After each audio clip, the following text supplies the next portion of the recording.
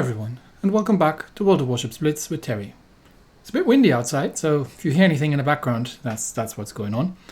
But today we'll be talking about the Colbert, the Tier 10 Premium French Light Cruiser. And today is either Monday or Thursday, depending on how the poll turns out. I think currently the Colbert is in the lead, but we'll find out. Anyway, you will see the... how do you pronounce it? Agnavoy? I'll have to look it up. I think it's something like that.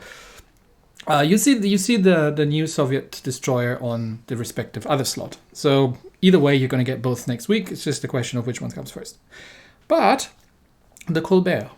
The Colbert existed, and she was actually a post-World War design, because the French, on account of being somewhat occupied by the Germans, didn't really do very much in terms of naval shipbuilding during the war, or at least after that had happened.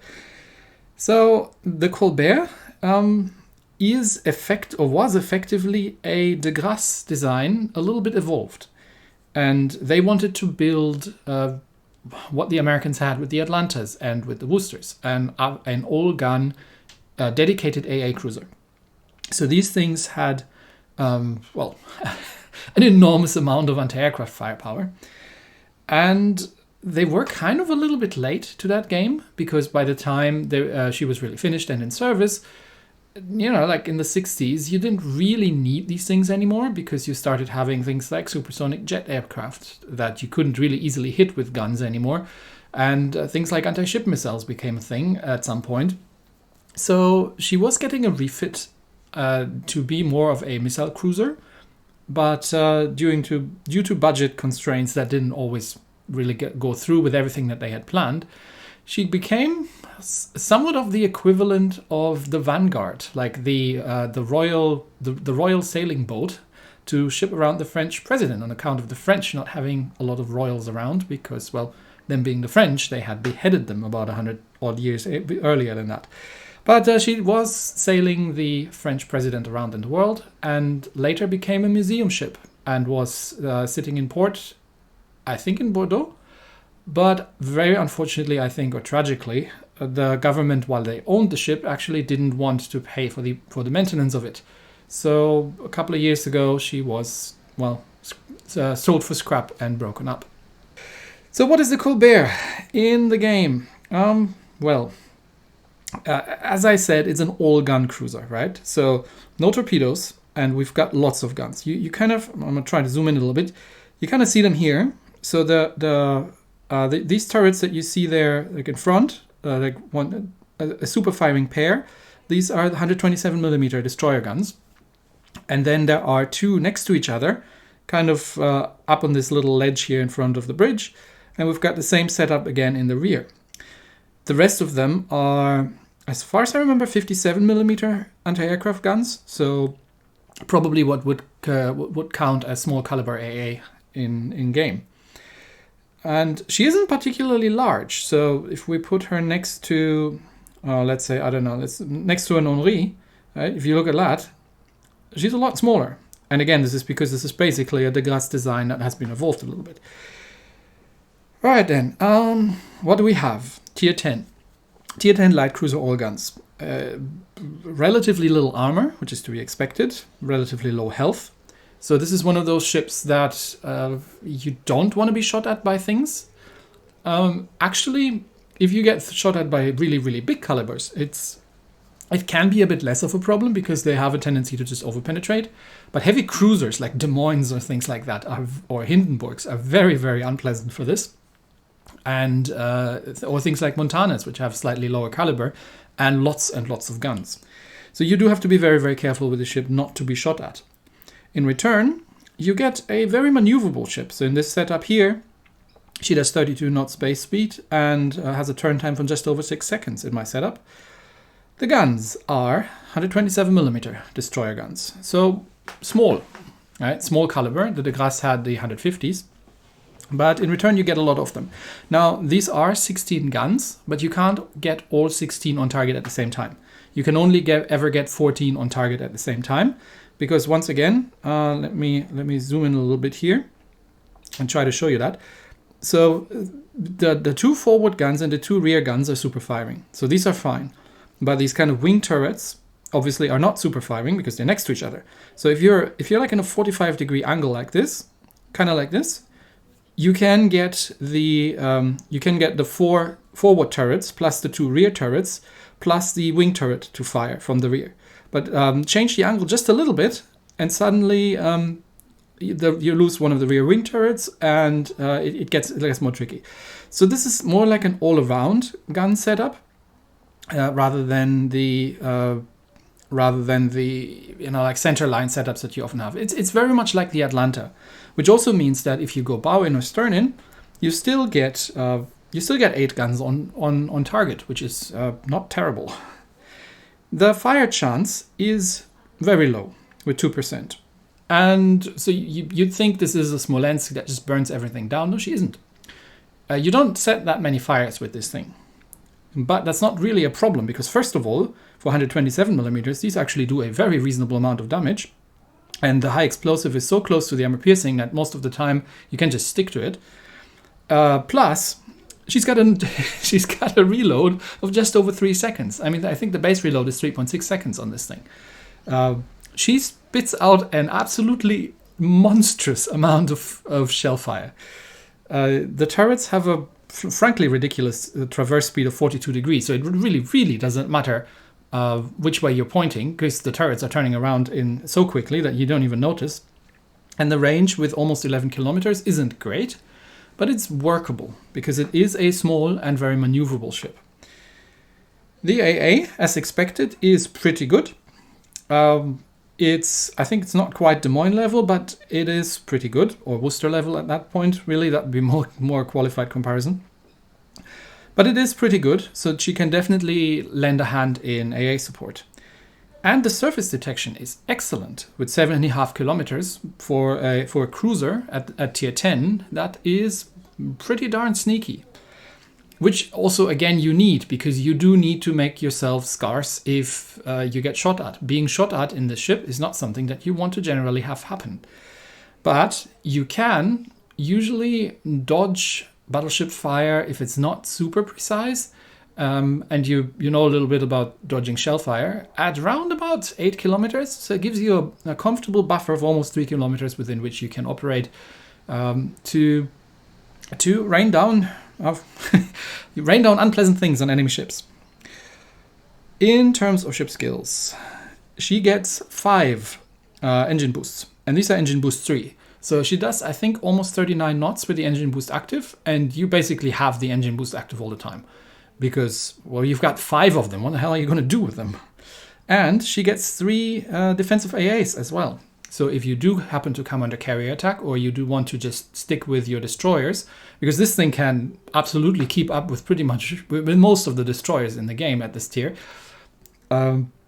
you can be quite valuable in this regard. Unfortunately, also that means you'll be spotted, so you do have to be careful not to be the first one to be spotted and then shot at and be killed very quickly. But in combination with the very good concealment, it means that you can get into positions where you want to be rather easily. She doesn't have a smokescreen or anything like that. And honestly, I don't think she needs to. So what have we put in there in terms of equipment? I actually have the main battery reload mod 2. You really, really don't need the turret traverse one. You could go with the dispersion, although I find that the dispersion is good enough, and at a reload of 3 seconds, it really, really doesn't matter that much. But no, the dispersion really is very good on this already. You could go with you get your AA range a little bit buffed. I strongly recommend taking the propulsion mod in slot 2, because the one thing that you need to do in order to be successful with this ship is to be able to dodge things.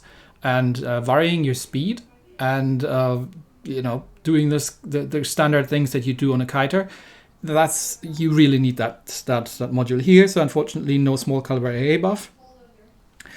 And I have played around with the steering gear mod, with the concealment, and with this propulsion mod. The propulsion mod doesn't give you a huge amount, so I generally find this is not something you want to do. The concealment mod is an interesting build. The thing is, because you can get down to almost destroyer levels of concealment. The problem is once you start firing, obviously, your concealment's gone. So, and you have to you just have to keep the trigger down on the ship the whole game long, because this is not a damage over time ship. Because with 2% fire chance, you can do some fire damage, but you don't have to, because of the absolutely ridiculous amount of shells that you can spit out in this thing. So I ended up in a standard cruiser, like in a standard light cruiser setup for me with the steering in slot 3. She has an elite bonus that can give you either main battery traverse speed, which I really don't know why anybody would want that, because this thing has a 40 degrees per second base traverse speed. There is absolutely no need. This is a very useless elite bonus. So you do want to get the main battery reload time, which it's not, because it's already very low. It doesn't get you too much down, but in combination with the module, again, we are at 3.32 second base reload. All right, commander. I have put a level 10 commander in here. So you want the underwater protection. You can take torpedo alert or battlefield support for an additional defensive AA, but you don't get a hydro, so it's not a huge amount of a buff. If you feel that you need one, okay. If you want to play her more in an anti-air role, absolutely. I stick with the torpedo alert.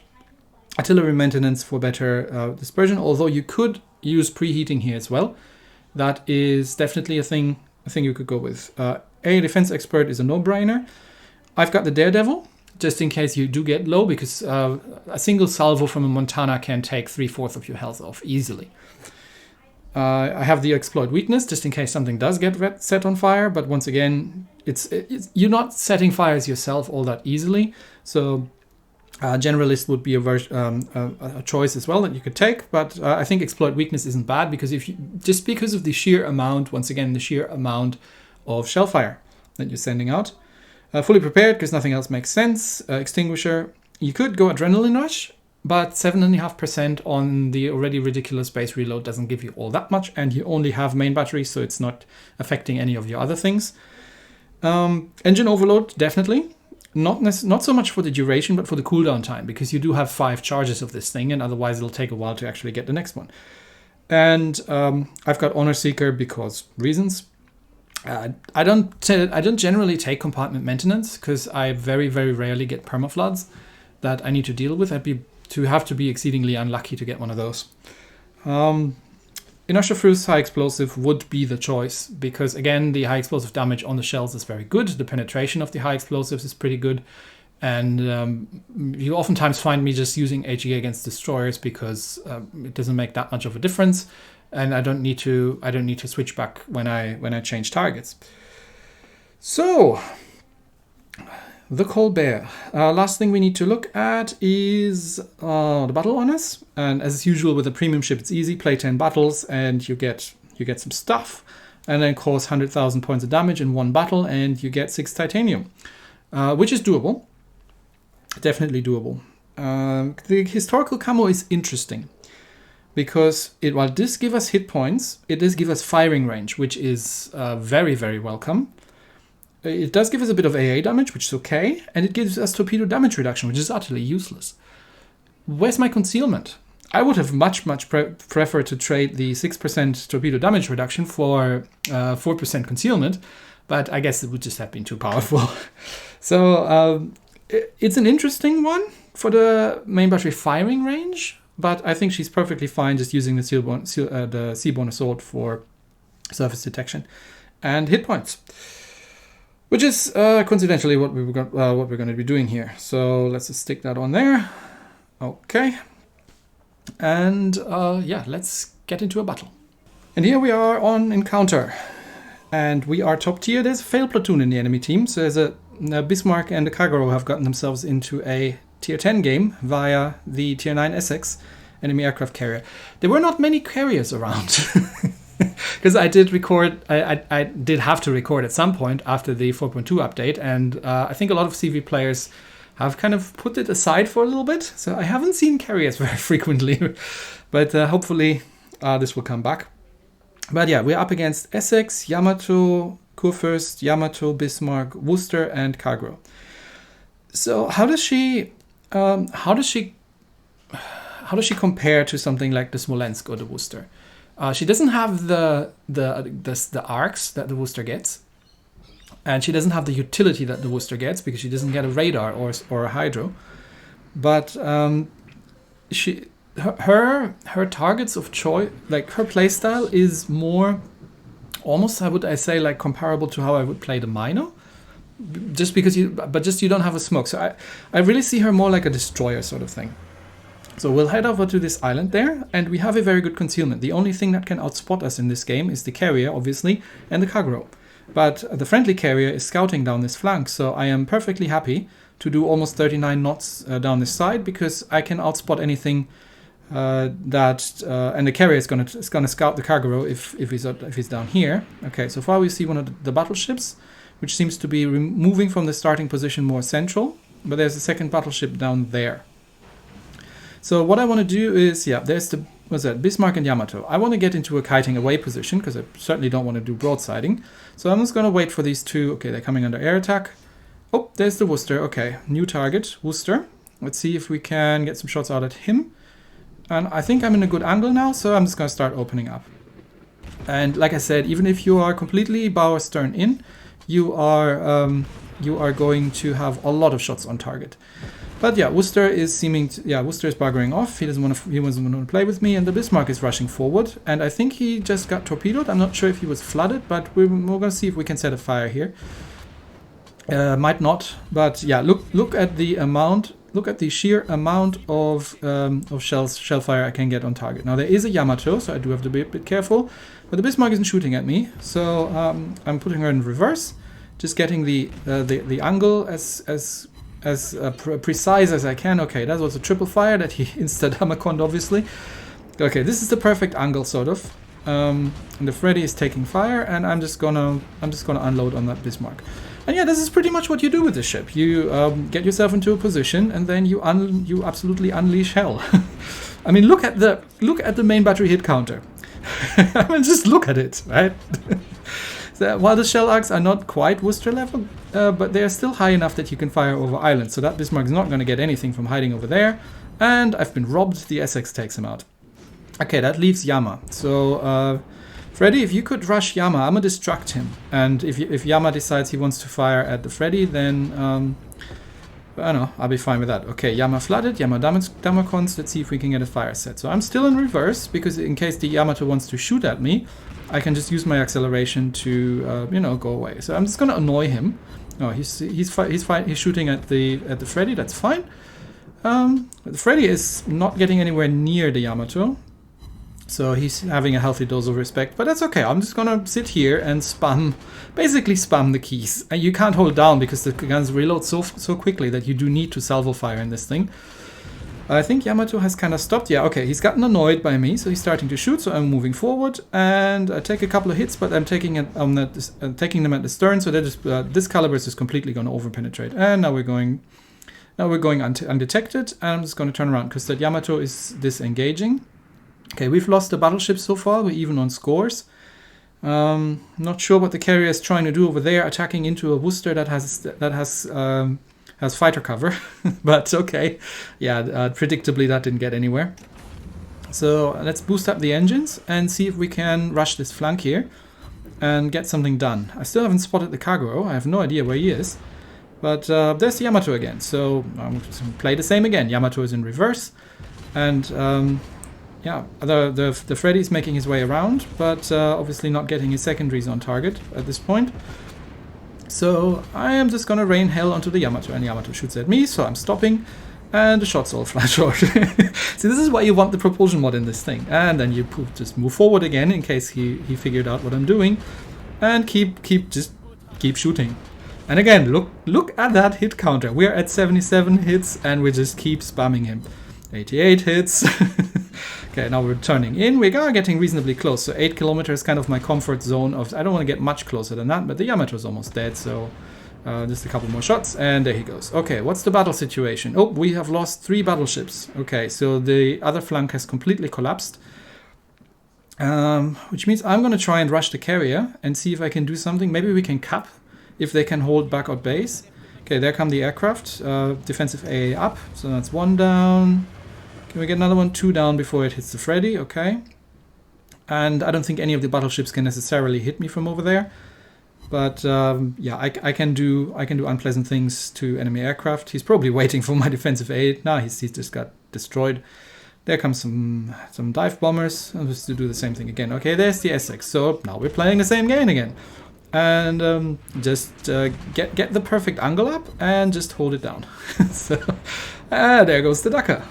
I can still get one more turret if I get a little bit steeper. Okay, Essex is moving, obviously. Yeah, there we go. Now we're at almost perfect angle. Now I need to chase after the Essex. I want to get into the cap. But yeah, he's not gonna have a good time. So you need to evacuate that cap. Unfortunately, it looks like we're losing our cap because we're down to 3 ships, and the Freddy is and the carrier is attacking. Why are you attacking the Essex? Okay, it kind of makes sense to attack the Essex, but please try to defend. We can kill the Essex. I don't think we have enough time to cap though. Either way, so even if as long as the Essex is in there, I can't cap anyway, and we are already being capped. So I don't think we can still counter cap. Okay, Essex is dead, so we're starting to cap, but I think it's been just too late. And I don't also think I have enough time anymore. Because you do need to get the enemy cap at least into neutral before your cap gets capped out. So if you kind of see, I think are we 1 second maybe? Maybe we have 1 second, 1 second that'll be enough. Not sure. No, I think the friendly cap is ahead of us. So yeah, unfortunately they will cap us out before I can manage to neutralize. And I couldn't cap out anyway, and we would have lost either way, so it's fine. But I mean, look at this, right? Look at the sheer amount of damage we've done. Yeah, and they've capped us out. And the Worcester has taken the cake. Well, there were a lot of battleships to deal with. Which gives us a quick opportunity to look at the new team score things. But we've done 93,000 points of damage, and the Worcester gets the 300 score for team play because he's capped out. So you do get the capture ribbons quite frequently when you're sitting in a cap circle. But yeah, we haven't done any damage with fire. This is all gunfire damage. We've done almost 100,000 points of damage purely with shell fire, with over 500 main battery hits. So that's ridiculous. All right, let's do a second one. In this game, we have no carrier, and we're in Cage in Epicenter mode. Now, Cage has a couple of really nice islands where you can, hide yourself. But what do we have? Yama, Soyuz, Izumo, Mino, Moskva, Shima, and Friesland. We do have to watch out a little bit about the, especially things like the Moskva. Yamato, again, I think if she's lucky and gets a Citadel, yes, but a lot of times she's just going to overpenetrate. So I'm actually much more afraid of things like Moskvas than Yamatos. Or don't get me started on Des Moines or Hindenburgs. But we have very good concealment, once again, and no carriers, so we can rush that island in the middle ring, I think, and give fire support into the center. There's gearing with us right here. And now just look at this, right? I'm in a cruiser, and look at my speed and my acceleration, and compare that to the gearing. I'm not quite sure I'm outrunning the gearing, but I'm at least able to keep up with that thing. I don't know how fast the gearing is on. But I think, yeah, we've made it into the capture circle roundabout at the same time. Okay. So yes, you can totally escort your destroyers in the early game if you need to. Just make sure you know where to hide in case you get spotted and everybody starts shooting at you.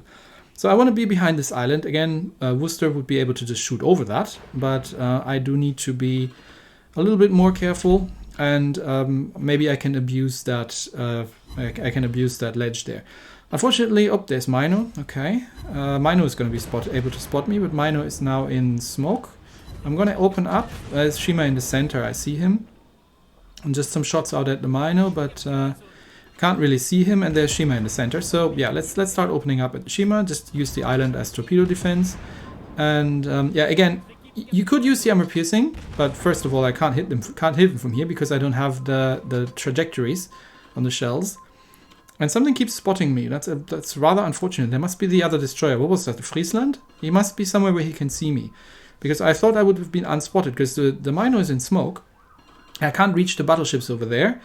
And And oh, there's the Friesland. Okay, so hello Friesland. You are extremely brave. What are you doing over here? I'm not quite sure what you want to do here, but okay. We're just gonna start shooting at you then. Okay, Friesland smokes up. A couple shots. See if we can guess if he stops in the smoke.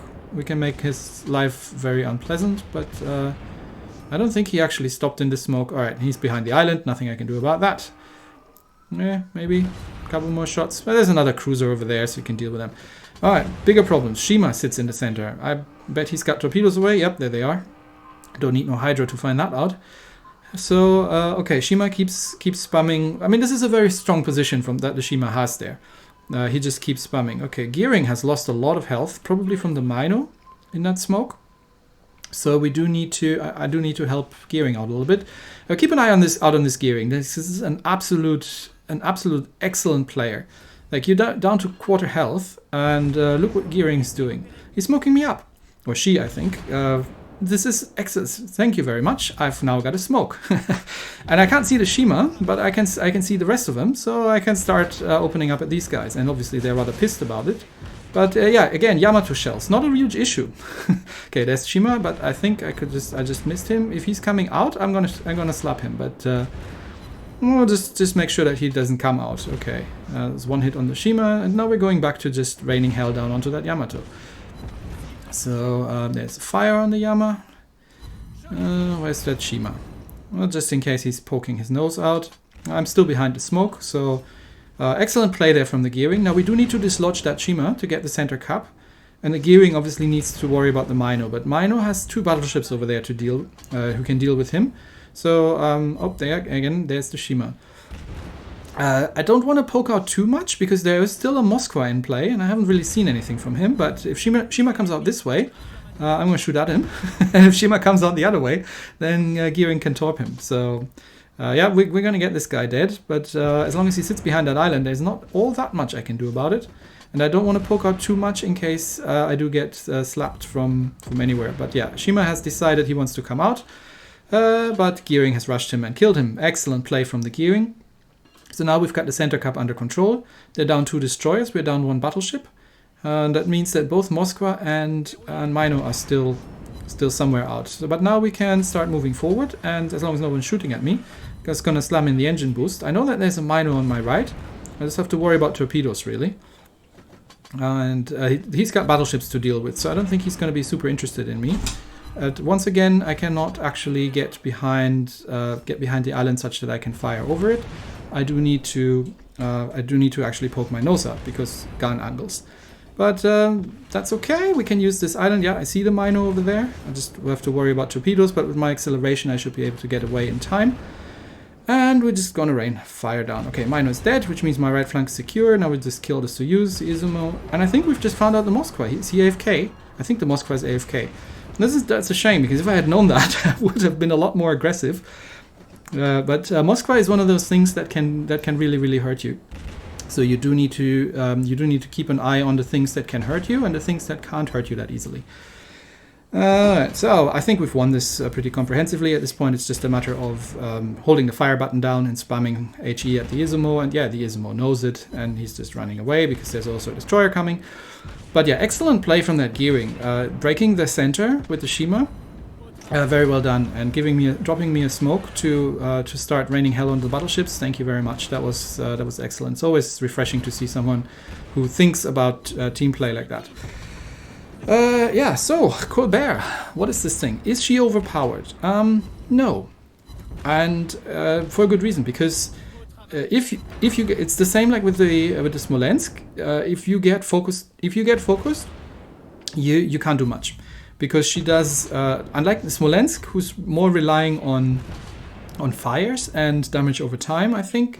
Well, I mean, you do make a huge amount of damage also with the HE, but you don't rely on fires in this ship. You just rely on your sheer amount of firepower. So you have to keep the guns firing, and you don't have a huge amount of utility against destroyers. But if they're careless, you are absolutely deadly against those. So it's a good ship. I enjoy the ship. I don't think she's necessarily overpowered. I think she is powerful, but I think this is a fun ship to play. but you do absolutely need to know what you're doing.